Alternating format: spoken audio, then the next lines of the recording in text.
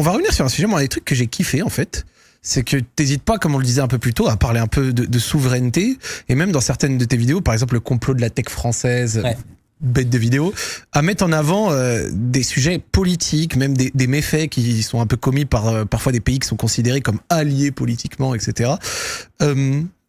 Pourquoi ce parti pris? Est-ce que tu te rends compte de la portée un peu politique de la chose?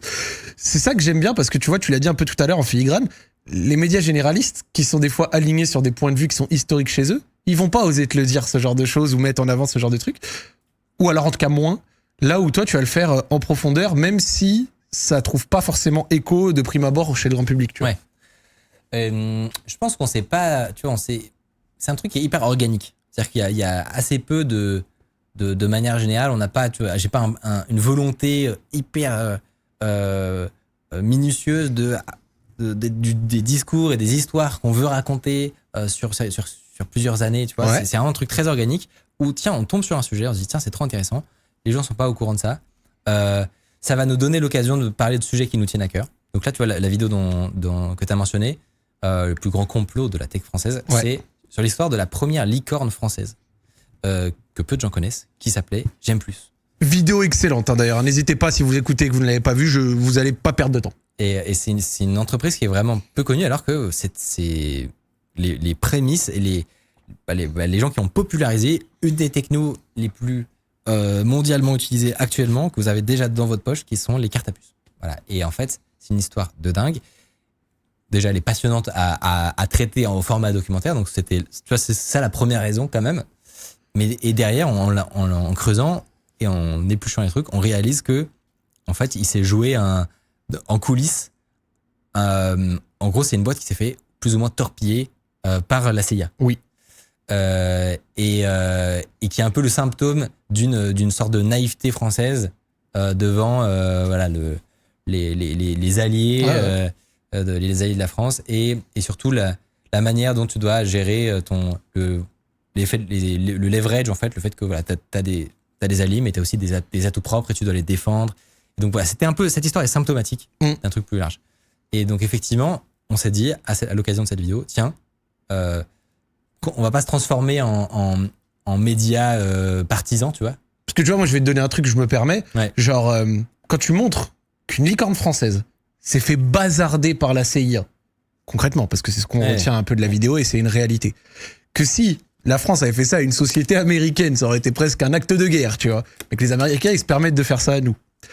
Ça met en avant qu'un grand allié historique de la France qui, jusqu'à encore pas très longtemps, parce que là ça s'est un peu refroidi avec Trump, etc., tu vois, était, genre, mal parlé des États-Unis, c'était pas très mainstream en tout cas, et à une ère où les médias classiques français les plus grands sont encore en train de parler majoritairement, tu vois, de hackers russes, hackers iraniens, de tout ce qui, on va dire, va dans le sens du discours occidental, tu vois, sans dire que d'ailleurs il n'y a pas des méfaits russes, iraniens, c'est pas le sujet, mais que on va dire que c'est dans le mainstream ce qui est largement poussé. Là où une histoire comme la tienne, comme celle que tu fais avec justement cette licorne et J'aime plus, c'est un peu mis de côté. Ou alors ça a peut-être été traité, mais en fond de page, pas en profondeur, pas mis vraiment en avant. Aussi, t'as raison qu'il y a un historique. Donc, tu vois, c'est ça que j'aime bien, c'est que du coup, il y a quand même une portée un peu, tu vois, politique de la chose. Là où, tu vois, moi par exemple, je suis un média que je kiffe, qui est Le Monde. Moi j'aime bien Le Monde, ce qu'ils font sur YouTube, ce qu'ils font sur... Mais Le Monde, c'est un peu ce que je viens de te dire. C'est très... russe, biélorusse, machin, iranien, tout ce qui va dans le sens d'un discours pro-occidental. Là où, tu vois, vous, de votre côté, vous avez pas eu froid aux yeux, peur en tout cas d'aller traiter quelque chose qui sortait de ça. Je pense que un truc, en tout cas, si moi j'ai une des lignes de conduite que j'aime tenir sur la chaîne dans tout ce qu'on produit, de manière générale, c'est on enquête, on observe des choses et on ne tord pas le réel, la réalité de ce qu'on découvre pour faire plaisir à quiconque, tu vois. Et continuez, par pitié. Moi, je te le demande. Genre vraiment, les vidéos comme celle-ci, les vidéos d'un autre que j'aime beaucoup citer, comme Max Bellona, tu vois, des trucs comme ça, c'est une bouffée d'air dans le paysage médiatique plus conventionnel, avec qui met des choses en avant qui, comme je dis, parfois relèvent du réel, même souvent, tu vois, mais qui relève des fois d'un parti pris trop pro-occidental presque, tu vois, avec le classique, tu vois, Chine, Russie, Corée, méchant, nanana, sans mettre en avant des choses qui vont contre, tu vois, Ouais. qui vont pas dans le sens de ce discours plus classique, tu vois. Et qu'on comme je retrouve disais, dans les tu vois, médias Il n'y généralistes. a pas une volonté, on s'est pas dit, tiens, on va faire des vidéos qui sont anti-occidentales, ou anti-OTAN et tout ça.